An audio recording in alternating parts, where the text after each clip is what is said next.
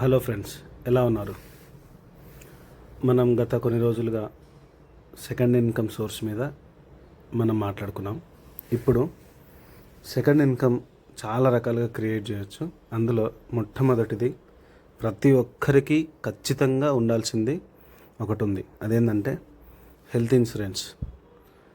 Health insurance అనేది మీ ఏజ్ని బట్టి minimum monthly 600 నుంచి 1500 లోపు ఖచ్చితంగా మీ అందరికీ దొరుకుతుంది. సో ఒక్కసారి మనం హెల్త్ ఇష్యూ వల్ల మన లైఫ్ జనరల్గా సాగుతున్నా, మీకు ఒక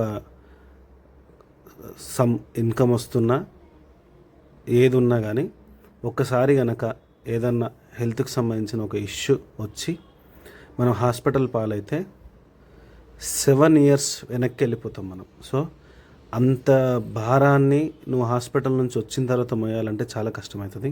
అందుకని ఖచ్చితంగా ప్రతి ఒక్కరికి హెల్త్ ఇన్సూరెన్స్ అనేది చాలా ఇంపార్టెంట్. టర్మ్ ఇన్సూరెన్స్ అనేది కూడా చాలా ఇంపార్టెంట్.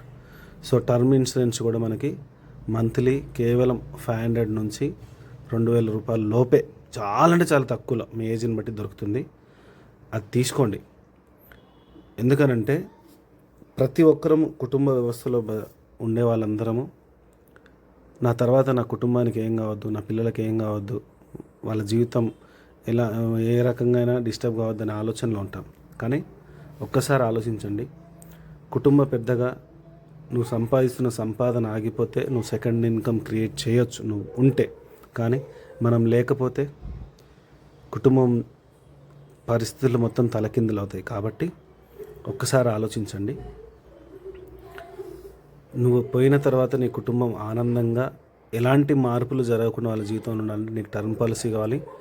నువ్వు ఉండగా నీకు ఏదైనా ఇంజూరీ అయినా ఏదైనా వాళ్ళకి ఎలాంటి ఇబ్బంది కలగకూడదు అనుకుంటే హెల్త్ ఇన్సూరెన్స్ ఉండాలి. ఈ రెండు 100% పక్కా.